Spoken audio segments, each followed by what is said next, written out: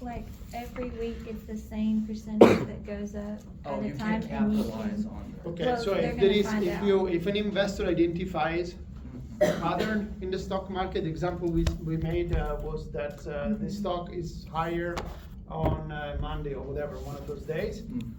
If investors realize that there is this pattern, they will try to anticipate that, they will buy before and they would sell immediately after the price has gone up, right? So the moment they start realizing that there is this opportunity to make money, they will buy the stock before before in the past was going up, and they themselves will be driving the price up of the stock beforehand. And the moment they try to sell the stock to capture the return after it reached the high price, their massive selling drives the price down. So ultimately, the actions of investors in trying to exploit the pattern will tend to destroy it. Okay? So given that investors are always very attentive on those things, if a pattern develops in a weekly efficient market, that pattern is not going to last long. The moment investors figure out that it exists, they try to exploit it and they destroy it. Okay? So there might be an instance where something appears to happen, but if the market is efficient, that pattern is not going to persist. It's just going to be short-lived. Does it make sense? It's like finding, if I drop $20 in the hallway, what do you think is going to happen? In a few seconds, somebody's going to grab it, and the opportunity to make their money is gone, right? Think of it that way. There is a pattern in the stock market, investors try to exploit it, and they destroy it. So all the different studies that were done, they use a different set of methodologies, and I mentioned the RANS test, all the correlations of the returns, and those are all methodologies used to arrive to the conclusions that markets in the US or developed markets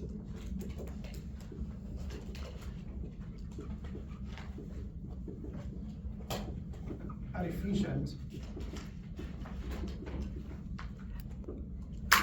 in the weak one. So there is a strong support for it, strong empirical support. Yep. Then we started focusing on the semi-strong form of market efficiency, and we said that was mostly concerned with the speed of reaction to when information is released to the public. In a market that is functioning properly, this is time, and this is the price of an asset. And suppose at this point there is positive news, which means the stock is worth $100 when now it's trading at 50. How should the market adjust? Should jump up 100 and It should, the fair price of this thing is 100, so they should jump to here, right? $100. This will be a perfectly efficient adjustment in stock prices. Now, in reality, what happens? It takes time. It possibly could take time, right? And there might be a number of factors that could lead to that. So an example could be an adjustment like this. So it's a very slow adjustment where investors are already aware that this stock is worth $100, assuming that they can absorb that kind of news. But yet the price is still well below its true value for a very long time.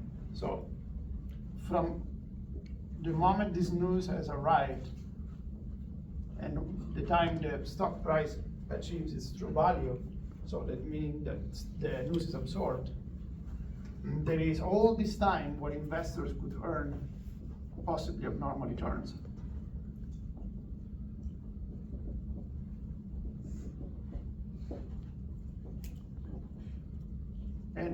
word abnormal means too high or possibly too low, given the level of risk investors are exposed to. Okay, so this is a precise way to measure what are the excess returns investors are getting in that period of time. Okay, so the red adjustment clearly is not efficient.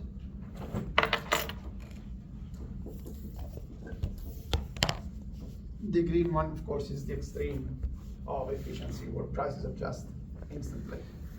Okay, so assets are priced fairly all times. Questions? You good?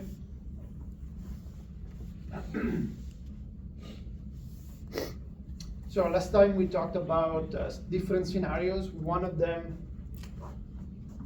was how to do those studies. I don't know if I give you the name. They're called event studies. Okay. So in an event study, you identify a specific event, and you want to look at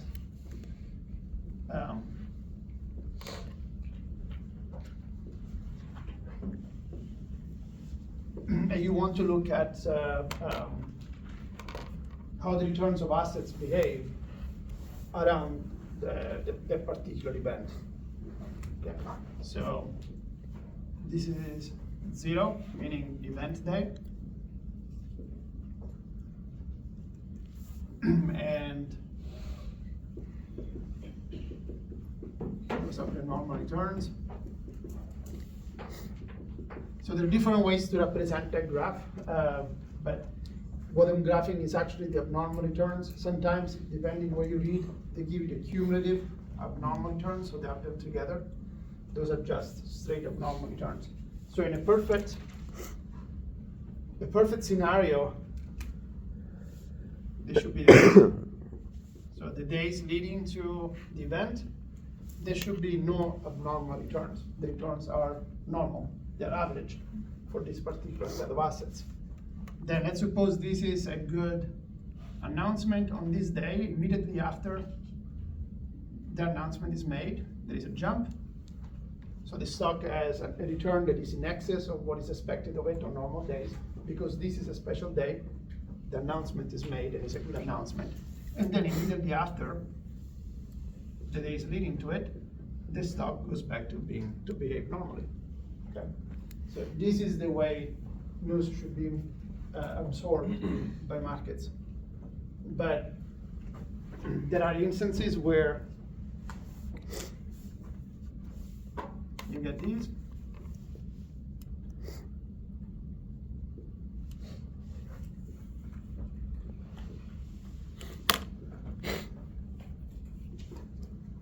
What can you tell me about that light green adjustment? Inefficient. It's inefficient in what way? In the semi-form or semi-strong. It's in the semi-strong form, but how is this inefficient? Why?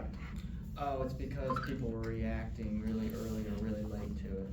In this particular case, the news has arrived, some investors react to it, then some more react to it, some more react to it, some more react to it. Can you find a way to exploit this? Be on the front end of it? So the moment the announcement is made, if you realize that it's a good announcement, if you buy immediately after, you're guaranteed, if this pattern continues, you're guaranteed to get 3 days of extremely high returns, way more than you deserve for this particular stock. Okay, so there is an opportunity to make money that is not being exploited by investors, and that's what makes the market not efficient in that case. Okay. So what do you think eventually could possibly happen if you know how to do those type of studies and you start exploiting this inefficiency? What would you do? The good news arrives, buy the stuff like crazy immediately after the news has arrived, and eventually there is going to be a larger jump here because you're driving the prices up, but then after that prices will adjust. It will behave normally again. Okay, so the shock is going to be short-lived. So ultimately, the opportunity to make additional money will shrink all into this particular day. Okay. Questions? So one more example of this was, I believe I did this last time.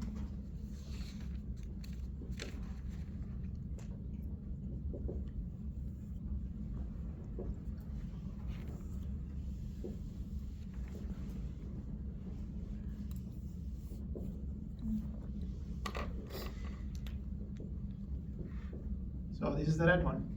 What is happening? People are anticipating it, right? So why is that the case?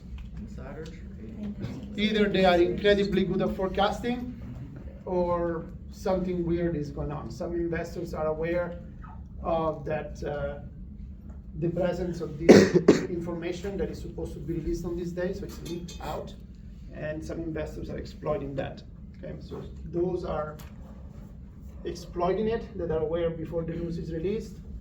They start trading, and then eventually this is released to the market. The rest of the traders buy, and then eventually goes out. So there is evidence of possible leakage of the news, and then also kind of a slow reaction a little bit. Does it make sense? Questions? So what does the research say about this? Well, they say that in the US or developed markets,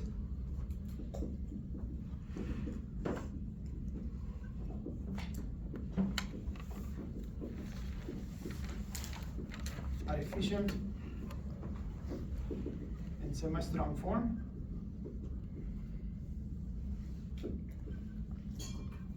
but they also found some exceptions.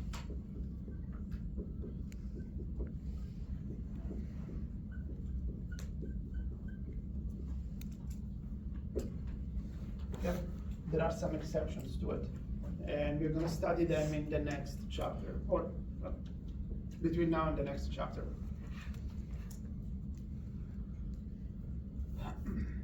So what can you tell me about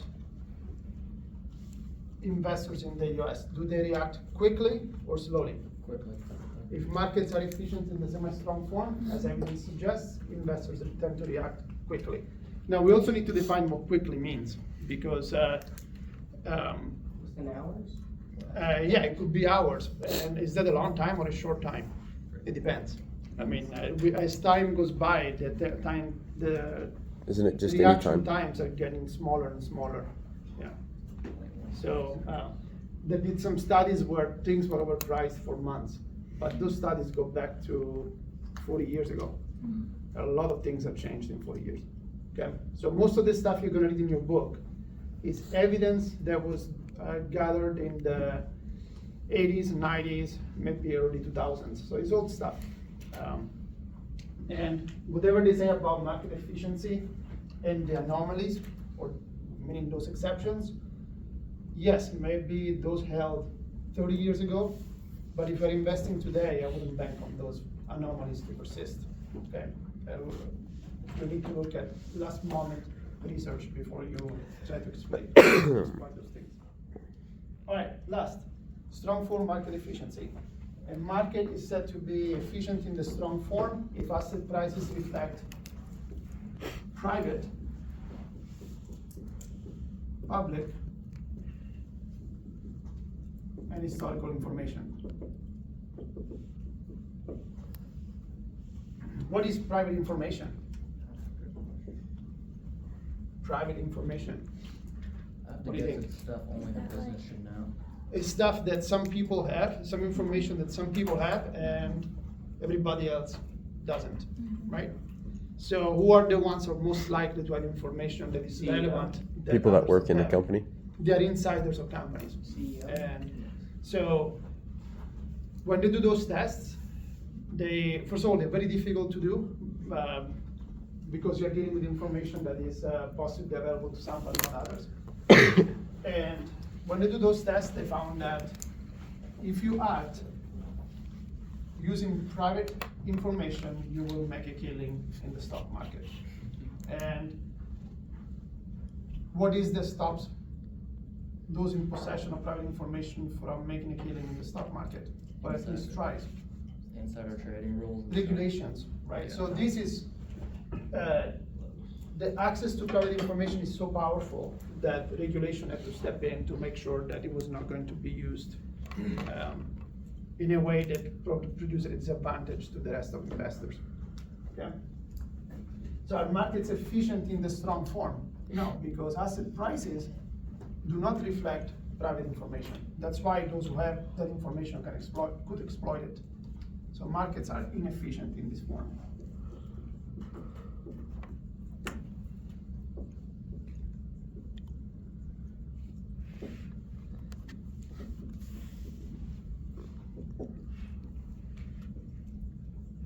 Okay. Inefficient regulation on insider trading. Questions? How would someone that's like the CEO like be able to buy their own stock without it So, being considered? I did a study with a student many years ago, an MBA student, and all insiders of companies, they have to register with the Securities Exchange Commission and announce when they make some trades of the stock of the company they work for. So all those trades have to be publicly available. So what I did with this student, we went on their list and we looked at the list of insider trades. Okay. So those are not illegal. Those are the insiders who say, I need to buy a new boat and I don't have enough cash laying down, so I want to sell $400,000 worth of stock for the company I work for. Perfectly legal. But they have to tell that to the Securities Exchange Commission. And now in some cases they have to disclose the reason for doing it, but it's you can say you're doing it for a reason, but it doesn't have to be true. I mean, how can you prove that? So what we did, we looked at insider trades and the day that those insider trades were made. And then we assumed that we bought, so this is our strategy, this is what we look at. And then if they buy, if they sell, suppose they sell, we buy the stock, okay? And so we use their trades as a guide on when we should have bought the stock. And it turns out that if you tried to buy and sell based on when they sold, you would have made more money than it was justified for the amount of risk that you were exposed to. So what does it mean? That they're giving reasons for selling, but apparently they're still selling at moments where it would give them abnormal returns. So I said this backwards. We did the same transaction that they did. If they bought more stock, or if they exercised an option, we don't know what an option is, but it's equivalent of buying stock. If they bought, we bought. So we mimicked their trading strategy, and we ended up basically making fake money because it was on past data. So the indication is that to some degree, even though there are regulations that try to stop that from happening, it still happens. It's very difficult to prove that an insider actually traded for a reason other than, hey, I need cash.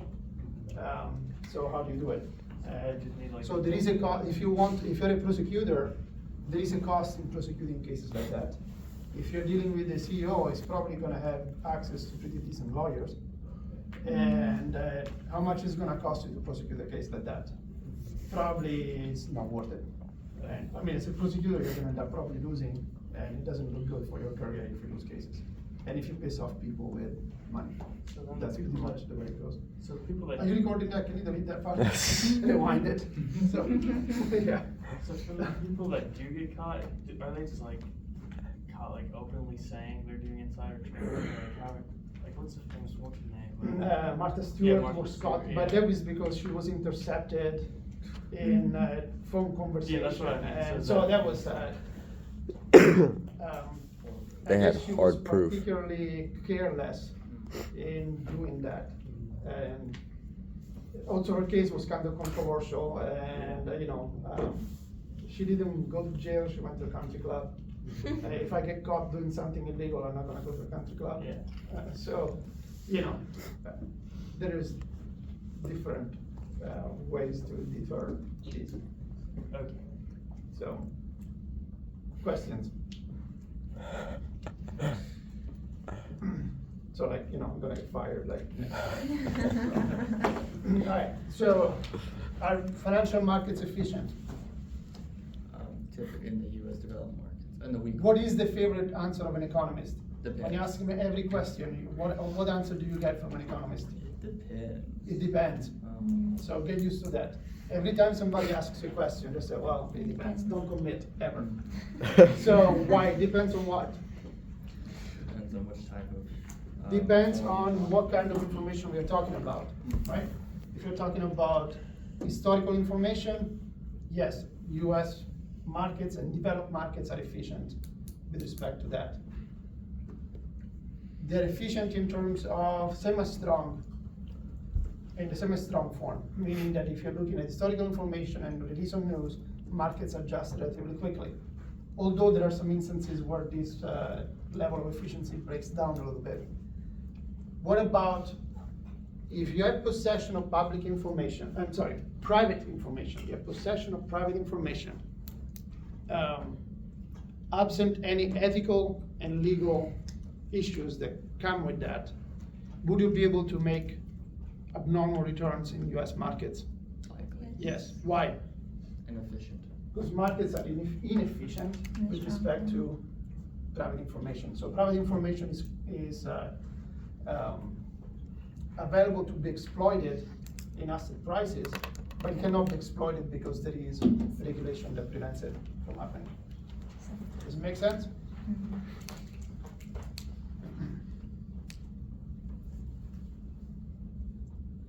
So for instance, let's look at this graph right here. I'm gonna duplicate it on this spot right here.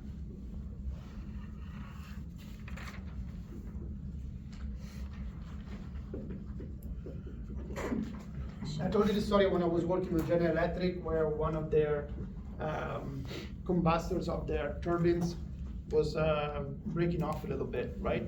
So that would have been an issue, a major issue, because it would have affected the price, it would have affected the sales of additional turbines, but also would have changed the cost of downtime insurance that General Electric was providing to their customers. When they sold the product, they told them, hey, this machine is going to work 340 days a year.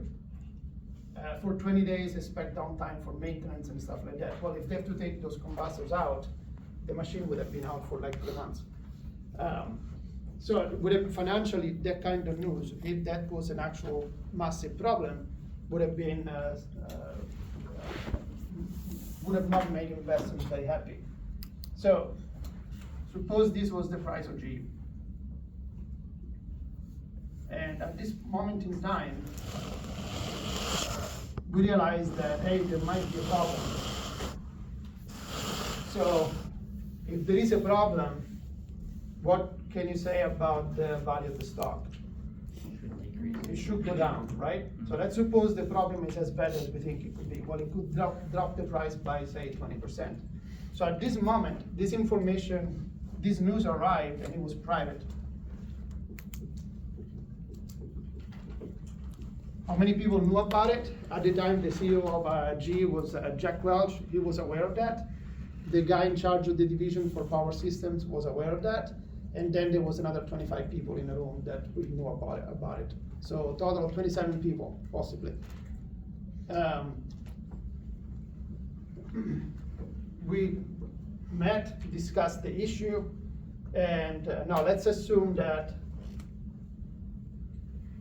at that point, we were forced to make a press release. So this becomes news being released. In a market that was efficient, in the semi-strong form, what would have happened to the price of GE? Would have dropped and it would have followed. The price would have dropped, and then done whatever. So this is the impact of that combustor not working correctly. Well, for this time period between those 2 points, the price of the stock was this much, because the public was trading without the presence of this news that that combustor was broken. So for all this time, the price of the stock technically should have been at this level, but since the news was not released, it was actually higher. Markets were not aware of that. So in all this time, this was an opportunity for insiders to exploit this abnormal return, or abnormal, let's say, price, because it's in price levels. The price is abnormally high here. So this is where information was available for insiders, and insiders could have traded by selling the stock at any point in time, but eventually would have captured that if the information was released. Okay. In fact, in that particular meeting, they went on for a while saying, hey, you cannot let the information leak out of this room. Eventually, after a while, this period of time, they were able to kind of fix the issue, so it was not an issue anymore. So there was no need to do a press release. So the price at which the stock was trading eventually was, it continued being crappy, because that's what happened to G. Questions? So it never actually went down because it No, got so fixed? there was another incident where a blade of a turbine broke, Mhm. and but that was not that particular component. The component was not the cause for that to happen. And when the blade broke, it destroyed the turbine and the building that housed it. Mhm. It was yeah. Have you ever seen videos of planes where the turbine breaks? Mhm. And what the whole engine basically explodes. It's Mhm. it's cool to see if you are on the ground, and it's a simulation.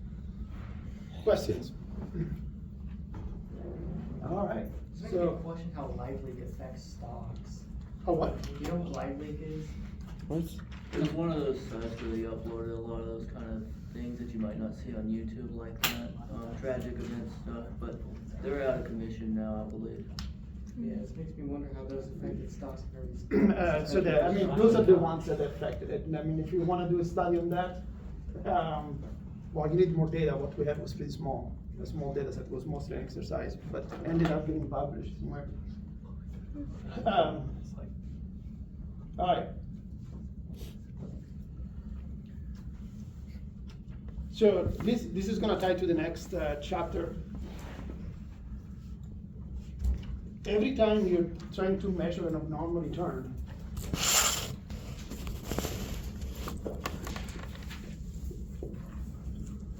the word abnormal assumes that there is a level that is considered to be normal. So something that is abnormal is a difference between the actual minus whatever is determined to be normal. And so in the context of returns, those are the actual returns. Sorry.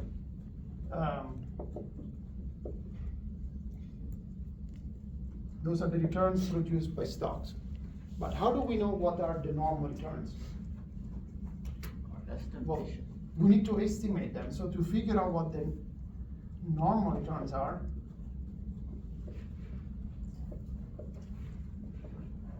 you need some model or some benchmark.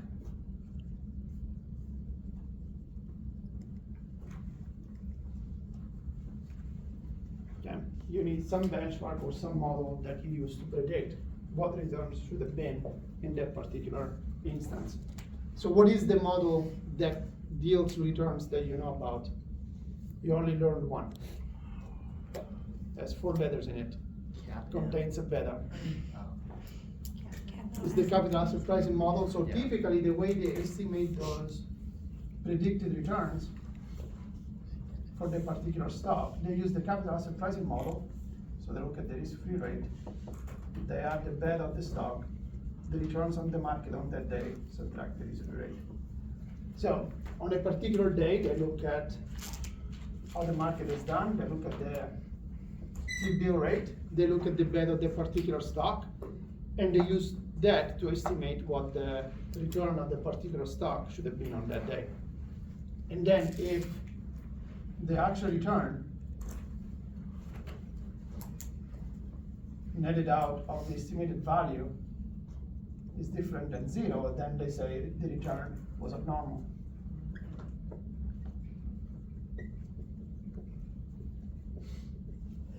Obviously, the only way you can make this assessment is if you look at several returns. You don't look at just one. So you look at several returns, several instances, but there is a problem with this methodology.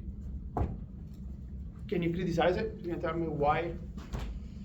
One's assuming it's directly at 0, or it has to be not equal. So how could you trust these to arrive to the conclusion that the stock is behaving abnormally? What is the underlying assumption? If you arrive to that conclusion, the returns of the stock, the abnormal returns are positive, meaning what? The actual returns are bigger than the ones that are predicted. Can you say for certain that the stock is behaving abnormally? Why not? Probably a range of values you'd expect to be abnormal. So let's suppose we're using statistics, so we're building our confidence interval. We're doing all on the computational side, we're doing everything right. But what is the logical flaw here? Is it the beta? No, the beta. No, the bet. Let's assume the bet is okay. But you're kind of getting close there. The risk of the market at the time? So those are the returns of the market. Those we read them. So there is no error in measuring. We are testing these ex post, so after the fact. The market produced 5%. The beta we had estimated that in the past.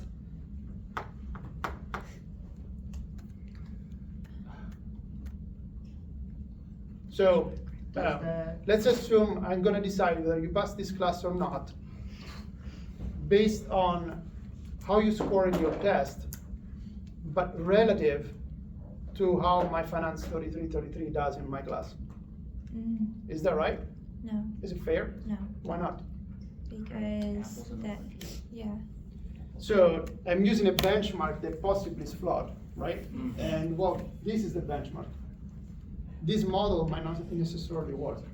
And so if you find that there is an anomaly, an abnormal return, you don't know if really the stock behaved abnormally or the model didn't work on that day. So they call this, the doubt that comes about it is the dual test of two things, whether the stock is behaving normally or the model is failing. And that is called the joint hypothesis problem.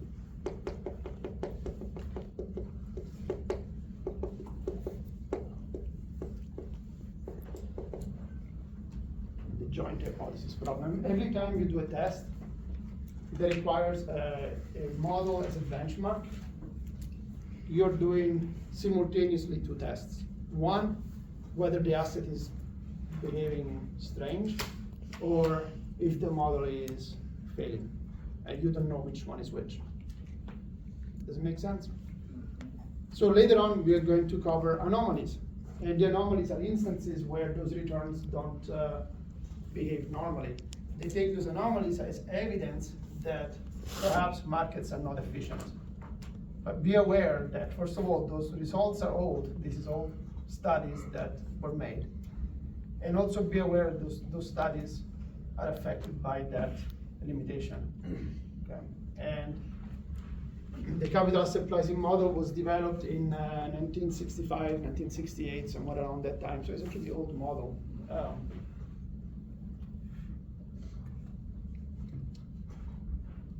Got it? All right. So if you wanted to make advances in the knowledge about market efficiency, what would you do? If you want to take a step forward and make sure that all those conclusions are actually right. given that we already know they suffer. Use different models, use more. Come up with a better model, Yeah. right? If you can come up with a better model that is known to be a better representation of equilibrium prices, then maybe you would reduce the likelihood that you have a joint hypothesis problem.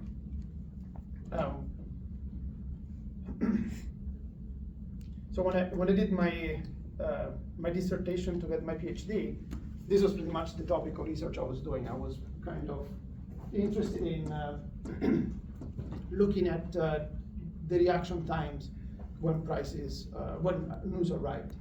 The problem is that every study that we have, they identify a specific event that happens, and then they draw conclusions on market efficiency based on that particular type of events. Particular events could be like release of earnings. It could be the announcement that a company's bond has been downgraded, or anything like that. So they identify a specific issue and they make tests for every company around that issue taking place.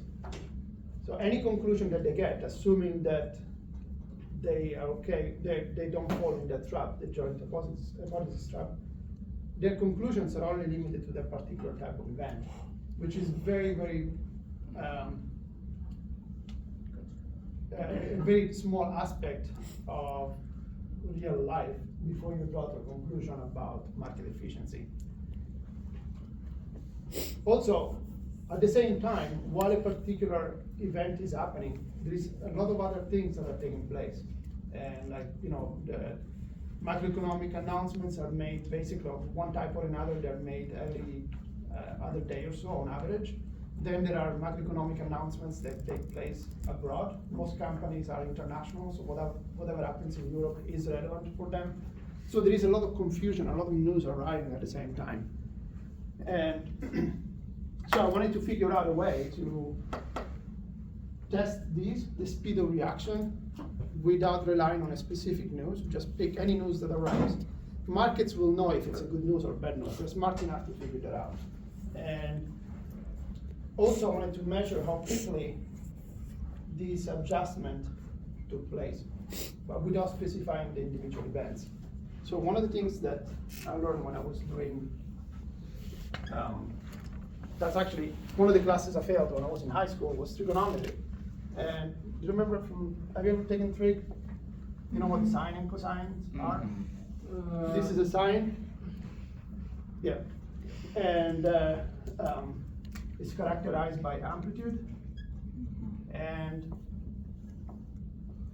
a period, right? So think about it. How about these? Could we see these as part of an imaginary sine? I mean, we only focused on this part of it, but it could be. It could be modeled by sine. A fast reaction, like this one, could be modeled by another sine, but with high frequency. So in mathematics, I learned a model that basically says if you take any mathematical function, you can write it as a sum of sines and cosines.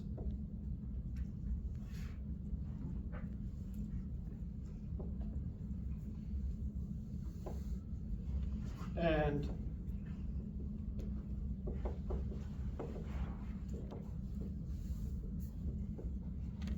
so if you take a bunch of sines and cosines, you pick the right weights and the right frequencies, you can basically take a function that looks like this,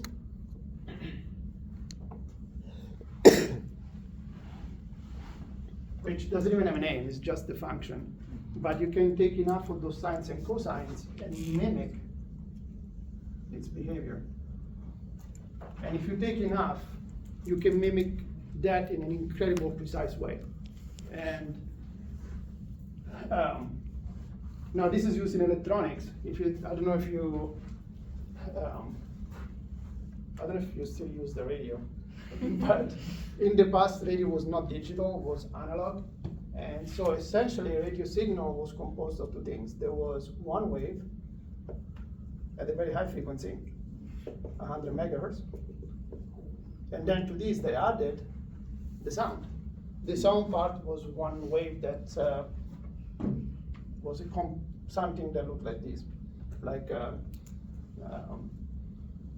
low frequencies, high frequencies, but contained in a relatively narrow range. You know what is the range that we can hear as humans is what? Between 0 and 20,000 hertz, I think. As you get older, you start losing the high frequency hearing, which is good. I can pretend I don't hear my wife. So, I'm kidding. I can't fake that. So the way this works is that essentially they electronically they added those two electrical signals, one that was exactly at this frequency and one that was varying, overlapping that.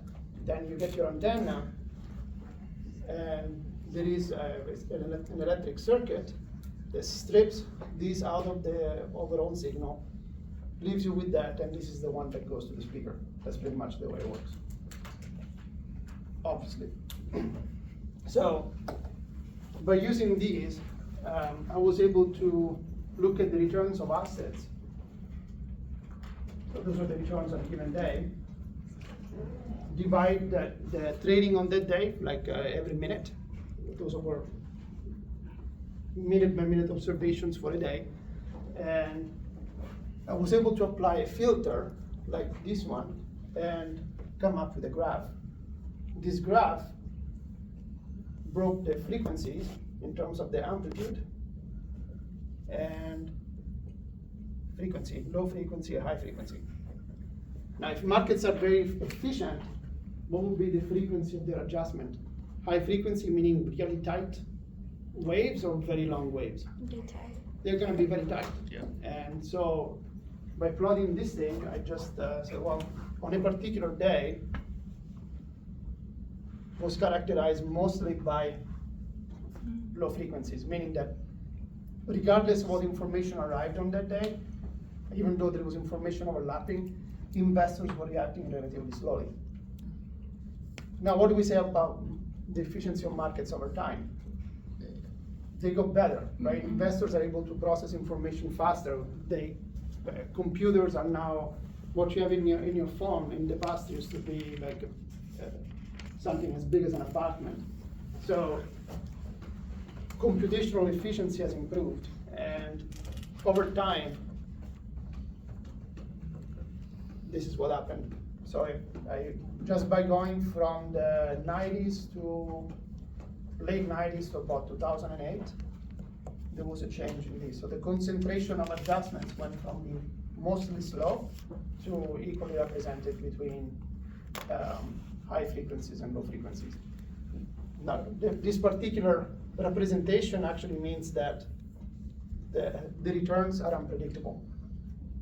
This is consistent with something called white noise, which is just random numbers almost. So, what is the contribution of this approach relative to this one? The joint hypothesis problem is that you rely on a specific model and then use that to figure out if returns are abnormal or not. What about this one? On this one, I'm not relying on any model because those sines and cosines I'm trying to fit in the returns can model anything. It's just, this is not modeling, it's really transforming the data from a time series, so it returns over time, into a decomposition of what speed of reactions are prevalent. So there is no estimation, so I've bypassed the issue of the joint hypothesis problem. Okay? Does it make sense? So, this stuff was invented in the 1800s. I think in mathematics, this is the most incredible, one of the most incredible steps that they made into basically cloning a mathematical function with another. Have you heard about wavelets? Wavelets essentially is a representation like this one. Instead of using sines and cosines, you use something that looks like this. Something is a 0 or a 1 or a 0 or a -1 of different width. So it's a digitalization equivalent of this.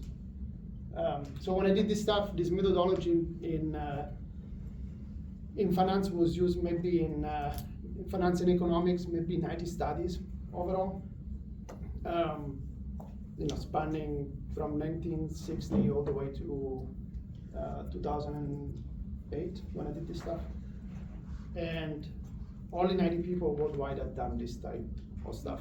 And then between the next 2 or 3 years after I did this, next 5 years, there have been hundreds of studies that apply this methodology in finance and economics. So it's becoming more and more popular, I guess. What made it popular is probably the fact that I had to write my own code to do all the calculations, and now the code is freely available if you download statistical software. So all you have to do is, if you want to use it, just click a button and get the answer. But it took me like, I don't know, many months to write the code for it. I should have sold it. All right, questions? All right. So market efficiency, issues with estimation. Most of the studies use this possible flawed benchmark, and that issue is called the joint hypothesis problem. And so let's look at what are the anomalies. So instances where market efficiency does not seem to hold.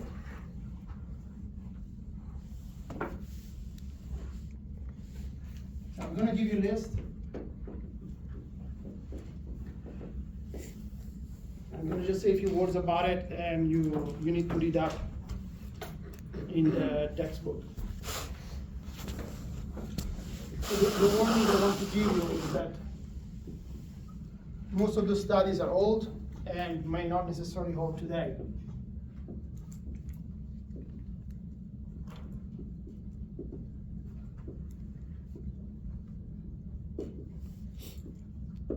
Also,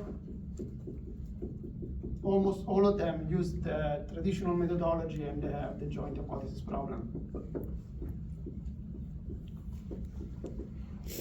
The reason why I want to stress that is because I don't want you to get the idea that if okay, this is a trading strategy that is going to make me money, I'm going to, get student loans and invest in using this strategy.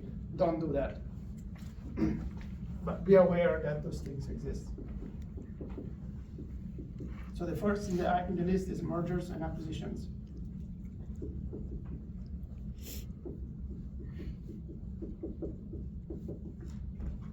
And then you have new stock issues.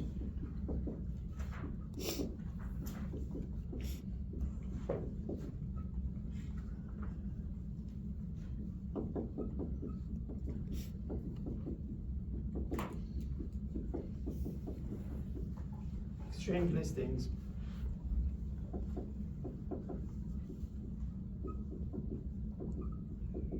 Purchases of stocks, and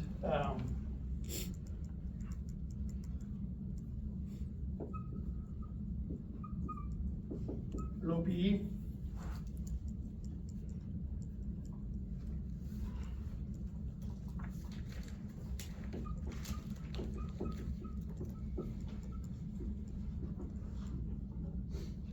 And the gyro effect. So those are the main ones. I assume January effect is like new year, so everything has to kind of get a restart or something. Slow down. The January effect, right? Yes. We're gonna get there in a second. So let's start with the first one. Mergers and acquisitions. There is evidence that when companies buy another company, they tend to pay to overpay for the stock of the target. And so how can you exploit that? A company A buys B. So if you know that A is buying B, you know that A is gonna pay a little bit extra than is fair for its stock price. So you should buy the stock of B, the target, before the announcement is made. Again, is that an anomaly that is persisting today? I'm not sure. This is old stuff.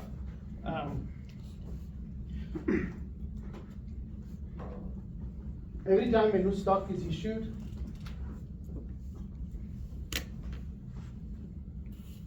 its initial value is issued at this price. So the stock didn't exist up to today, it's issued today. So this is the price at which it's issued. Typically what happens is that the stock price shoots up, and then it does whatever. So actually it shoots up, then it goes down, and then it does whatever.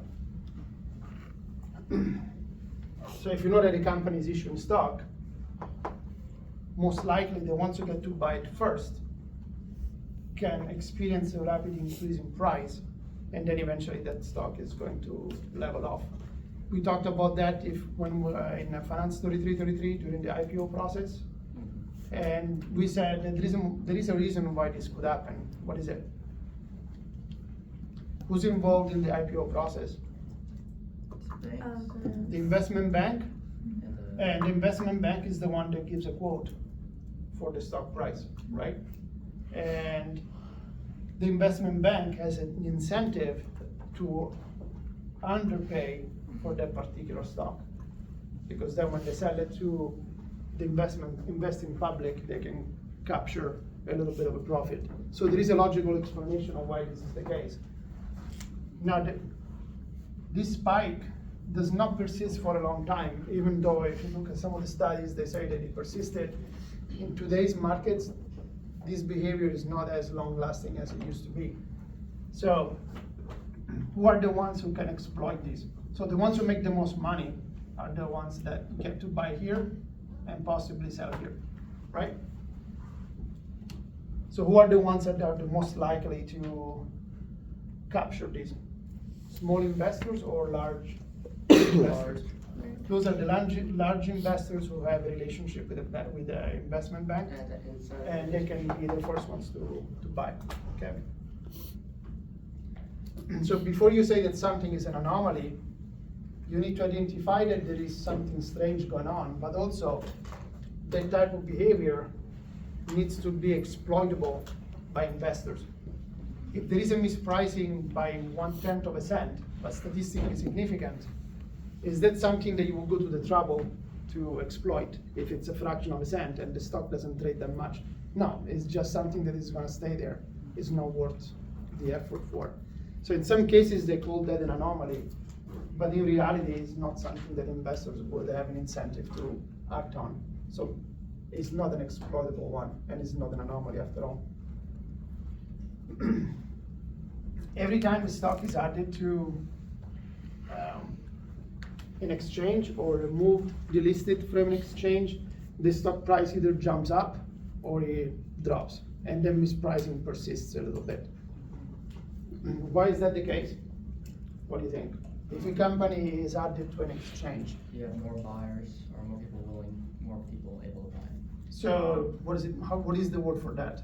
The company, the stock is increased, it's Demand, no, it starts with an L, ability to trade. liquidity. Liquidity. Yeah. Okay.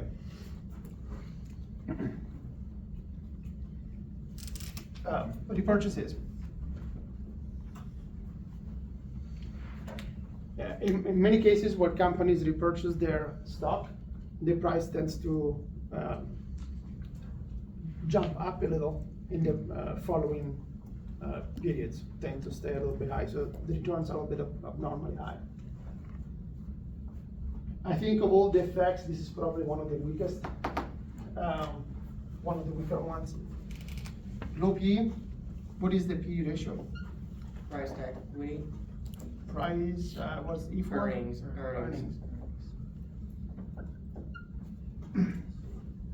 So how can a stock have a low PE? What does it mean? That So means suppose the PE is, I don't know, its earnings could be really high, but its price could be low.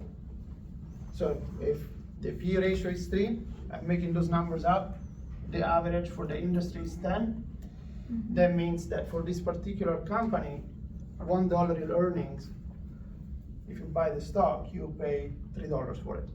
But for the companies in the same industry, the same $1 in earnings is priced at 10, right? So there are some studies that look at a bunch of different stocks. They calculate their P and they put them in a portfolio. So they select them by their price earnings ratio. And then they look at those firms, the low PE firms. They pretend to invest in it. Then they look at some other time. They look at the true value of the portfolio. They do the same thing with high PE stocks. They put them in a different group. They invest in them. They look at what happens over time. And they found that companies with low PE over time outperform companies with a high PE ratio. Some of the studies that were done, they were criticized because when they created those buckets, they ignored possible differences in risk across firms. So they said, yeah, I mean, some companies will end up with a higher value than others, but because they expose investors to higher risks, and in this case, they got lucky and the returns were higher. But were those higher returns justified? Do those higher returns justify the additional risk they've taken? So there is a little bit of controversy on the way some of the studies were carried out, but some of those studies are actually pretty robust, and there is still evidence, again, going back to the past 20 years, that low PE firms tend to outperform high PE firms.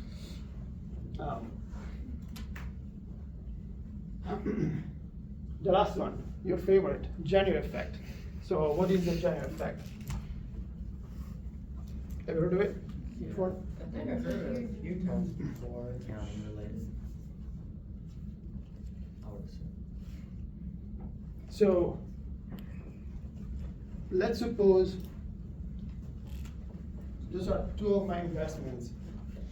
This is 2023. One investment produced returns of $1,000. So this is my profit over the course of this year. I bought it in February, and by now it made me $1,000. This other one I bought it in March, and I lost $800. Okay, so as of now. I need to liquidate one of the two assets, or possibly both of them, because I need cash. And let's suppose I have another investment here that gives me some more money, but whatever the number is. So if I sell this investment December 31st, this is my profit. What do I need to do with my profit? Eventually, capital gains are taxed. I have to pay taxes on it. So, but if I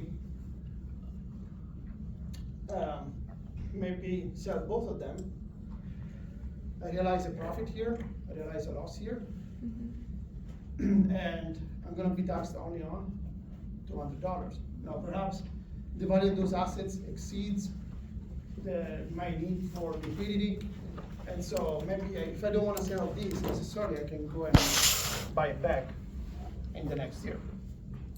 So what do you think is going to happen between December and January? A lot of people who are in this situation might have an incentive to sell some assets together with others But it could be to some spike in prices? to reduce their tax liabilities. But keep in mind, in December, I will be selling both of them, right? So their prices may tend to go down. if I want to game this thing, sell both, but I don't want to really capture a loss. So maybe in January 1st, I buy this stock again. So I sell it December 31st. I don't know exactly at what price I'm gonna buy it on January 2nd or 3rd when markets open, but it's probably gonna be close to it. You know, prices change, but not that much. So I sell it, realize this loss in December, but then I have it back in January. So what do you think is gonna happen to prices of stocks if people are doing this strategy? December, there is pressure to sell. January, there is pressure to buy. So the January effect indicates exactly that the returns in January are higher than the returns in other months. Now, while this was a good strategy, the IRS figured it out too, and so they said, yeah, don't do that, because if you try to sell this asset and then you buy it back in January, you cannot claim, you cannot use that asset to offset your losses. Okay. So when they implemented this rule, the January effect kind of decreased in impact. It still persists to some degree, possibly for other reasons, but its impact has changed and decreased over time. Questions? How long did it take for them to figure that out? I have no idea. Okay. Yeah, that's a good question. I don't know when they put the wash sale rule, I'm not sure. You can look it up, wash sale rule, and see when that was put in place. Worse? Wash sale. Wash. Yeah.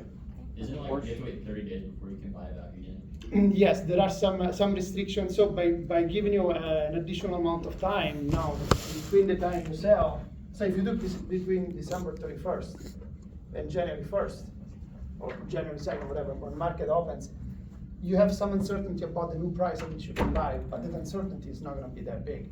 But if you wait a month or 2 months, well, the stock price could go anywhere, who knows where.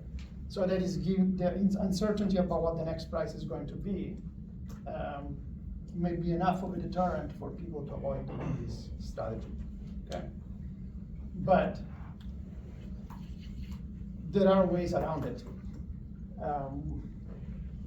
Where possibly you can invest in assets that are relatively highly correlated without being identical. And now, if you get audited, then you have to argue your case.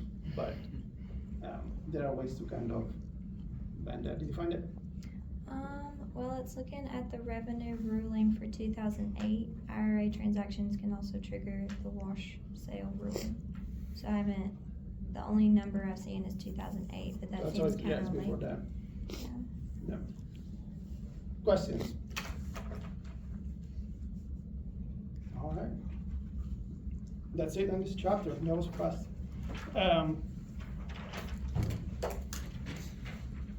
On some of those studies, be careful.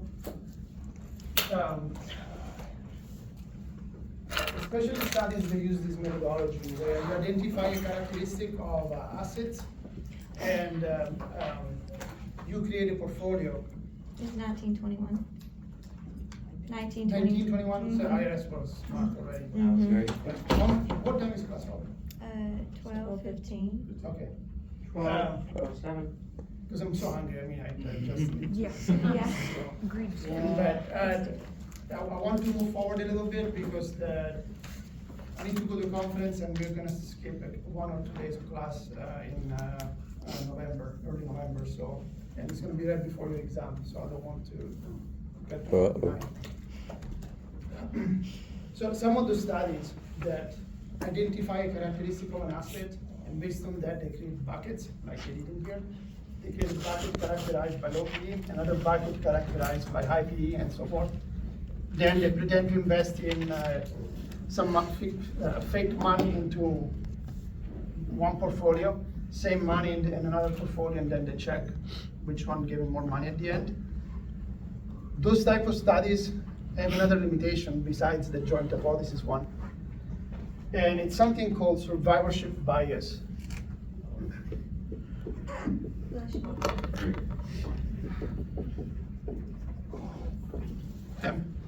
Survivorship bias. This essentially has to do with the practical implementation of a study in finance. The first thing I need to do is collect data. And so I need to get out of the universe of all possible stocks, I need to select a subset. And if I need to make a study that persists for 50 years, typically the way you construct your data set is by identifying which stocks existed for your entire 50 years of the study. What are the companies that don't exist after some point in time? The ones that go bankrupt, right?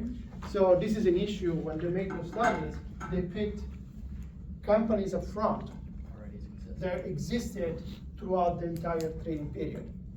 Otherwise, they would have had missing data at some point. So the way this study actually should be interpreted is if you exclude companies that went bankrupt, if you invest in firms that have low PE, excluding those who went bankrupt, you would have made more money by investing in companies that have high PE ratios. Does it make sense? So, if you're a rational investor and you think a company is doing poorly, you're willing to pay very little for the earnings of that firm, right? So maybe its past earnings are okay, but if you have serious concerns about its future, then you're bidding a low price for that particular stock. Remember, every time you invest, you're buying the future of a firm, not its past. So if investors were actually right in being concerned about the future of their firm, to the point where the firm actually went bankrupt eventually, then the low PE ratio is a reflection of the risk that those firms have. But upfront, the ex-ante risk. Out of all those companies, the ones you have included here are the ones that actually survived. So where investors were concerned, but perhaps they were too pessimistic about.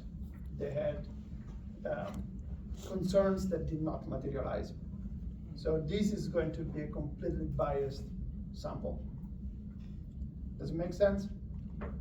It's like saying,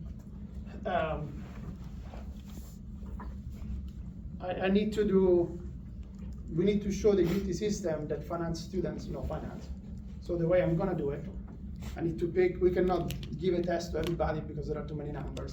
So I'm gonna give a pre-test, and based on that score, I'm gonna only pick the best students and then use them and give them the test to show you the UT system how good finance students are. This is, in terms of design of the study, is really not much different than this. I'm picking a completely biased sample to arrive to a conclusion. Now, ultimately, if I do a study and I say, look, I came up with this trading strategy, no, I tested and it produces nothing. Who's gonna publish my study? Nobody's gonna read it, nobody's gonna publish it, right? It's stupid. So there is a bias in the publications that we have available in finding those special cases where things don't work, or they don't work as they should. All the studies that find that things are normal, they're never going to be published. It's just the way it is. Does it make sense?